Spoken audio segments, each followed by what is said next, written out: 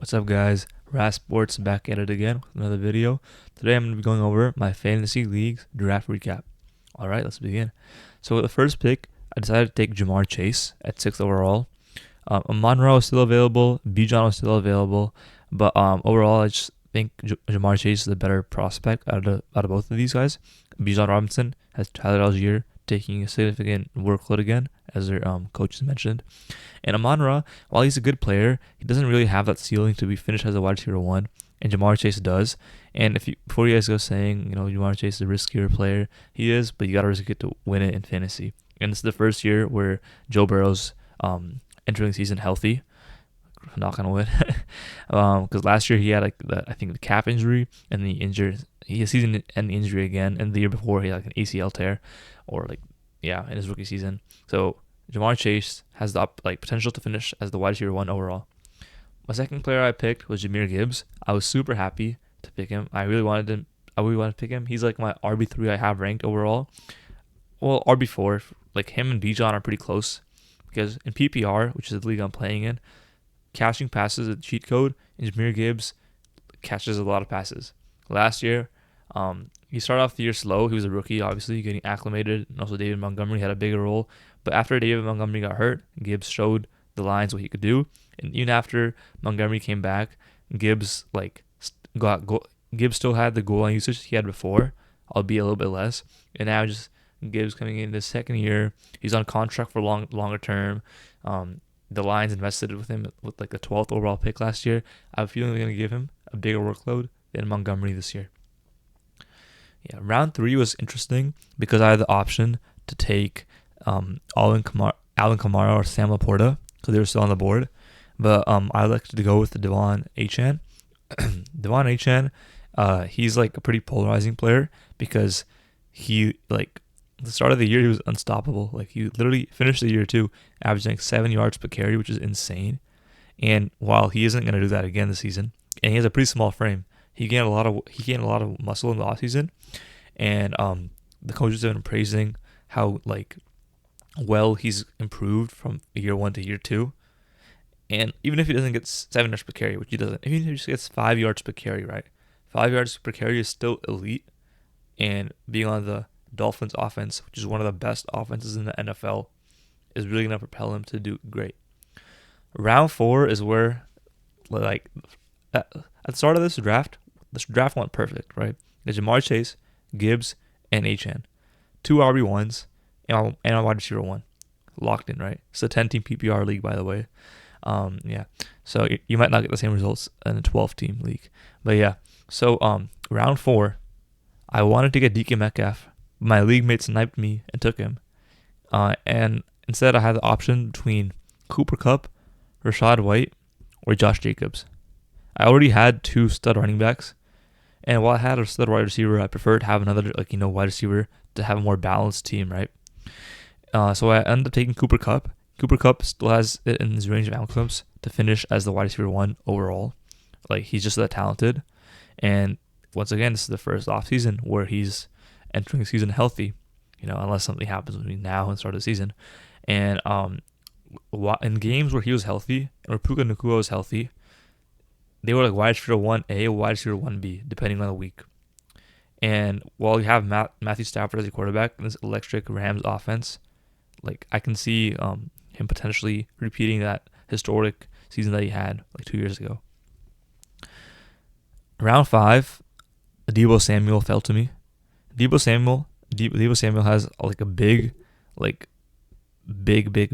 chance of shooting up draft boards in the upcoming weeks with the Brandon Ayuk news, because no one knows if Brandon Ayuk is going to stay in the Niners or not.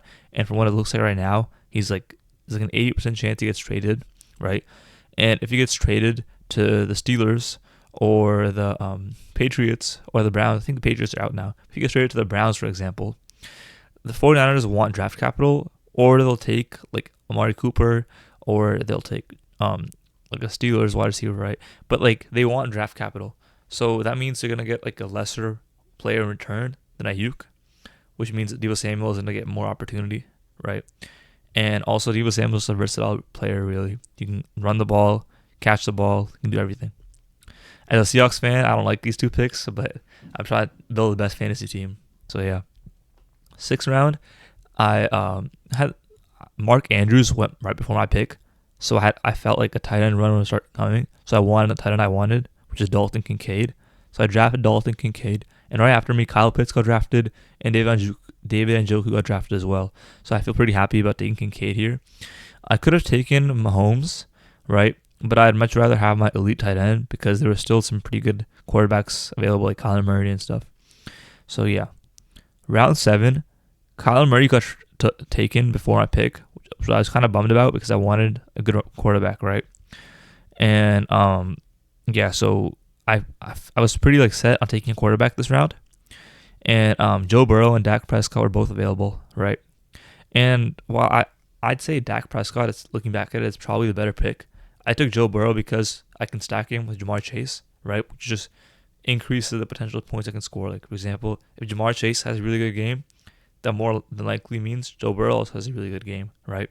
So just having that the potential right there was really good for me. And also Joe Burrow, when he was last healthy, he was like the best quarterback in the NFL. So hot take maybe, but yeah, I took him over Dak Prescott. And like what's funny is the pick right after mine, Dak Prescott was taken. So if I waited another round, I wouldn't have gotten a good QB. Round 8, I was trying. At this point, I had my starting lineup all taken, right? And I was looking for bench players, so I was just drafting best available, right?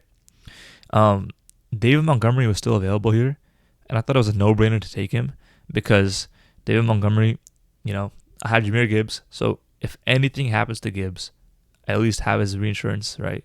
And David Montgomery last year, when David Montgomery last year had like a stretch where he was averaging like 20 points per game, and while I don't think that'll happen this year, I just want assurance that if anything happens to Gibbs, I have like the person to take all the workload for him and become a stud running back, right? Round 9, I took a bit of a gamble here, taking Rashee Rice. I could have taken Najee Harris or Jalen Warren here, or Zach Moss, but I decided to take Rashee Rice because like the closer we get to the season, the less likely he is to get suspended. And knowing like the NFL and like the privilege they give to their players, he probably is not going to face any suspension by anything or any things like that. Like similar to Alvin Kamara, I think he might have got suspended for like 2 or 3 games, or maybe not at all. And Alvin Kamara was a really good player last year, so I feel like the same thing is going to happen to Rashee Rice, being the wide receiver 1. It's going to be the second year, so he's going to learn the offense better. And when you have Patrick Mahomes as your quarterback, you're set up for success, right? And then round 10, I could have taken Xavier Worthy here, which I was thinking of doing, but and I also really want to take Rome Odunze here because Rome Odunze is just one of my favorite players. I watched like all of his games this past season as a Washington fan, but the person before me took him, so I settled with Ezekiel Elliott. He's the RB1 for the Dallas Cowboys, and last year Ezekiel Elliott had like some pretty good games on the Patriots when he got signed. He still has some juice in him, and behind the Dallas Cowboys O-line and just like their explosive offense, he's going to be like in a position where he can be really successful.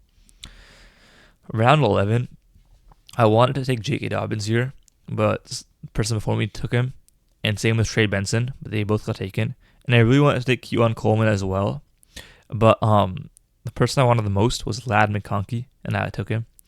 Ladd McConkey is like the only weapon that Justin Herbert has, like quite literally, unless Quentin Johnston fixes his catching problem.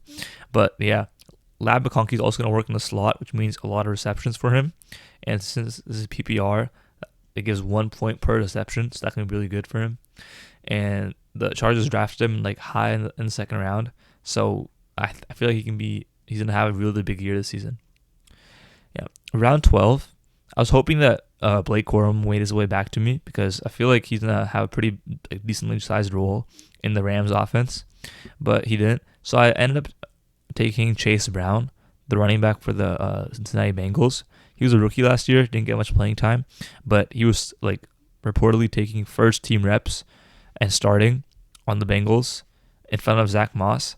And if you're the starting running back on the Bengals, like that's a really, really good offense, and you're gonna have a lot of touchdown opportunities.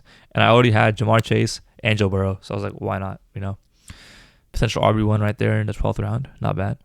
In round 13, I was set on taking one player only, and that was Brian Thomas Jr., the Jacksonville Jaguars X receiver. They drafted him in the first round, and with the departure of Calvin Ridley and Zay Jones, they should have a lot of targets open up. And while they do have Christian Kirk, I feel like they're gonna get their premier wide receiver one, like the person that they drafted in the first round, a lot of targets. And Brian Thomas Jr. has proven to be a really good deep threat. With Trevor Lawrence throwing the ball, I feel like he can have a pretty big season. And round 13, these later rounds, I'm just chasing upside, right? And same thing, round 14, I took Curtis Samuel, the Bills wide receiver. Curtis Samuel has talent. He's shown us he is a capable wide receiver in this league. He's gotten hurt a lot. And right now we have no idea how the Bills' pecking order is going to be like. It could be Kincaid. It could be Keon Coleman. It could be Curtis Samuel. It could be James Cook could take some targets. There's so many targets that have vacated this offense that we really don't know what's going to happen. So I'm just chasing upside. And if I got the potential wide receiver at 1 for the Bills right here, Josh Allen throwing him the ball, that's a steal. Round 15, round 16, I just picked my kicker and special teams. I picked Younghoe Koo, just the best kicker available. And defense, it doesn't really matter. You can just take, at least in the beginning of the season, it doesn't matter. In the end of the season, it doesn't matter. But in the beginning of the season, just take whoever has the best matchups. I took the Chiefs defense because it's the Chiefs defense. But yeah. So that wraps it up. Just let me know in the comments below how you guys think I did. Don't forget to subscribe, like, share, comment, and yeah, have a good day.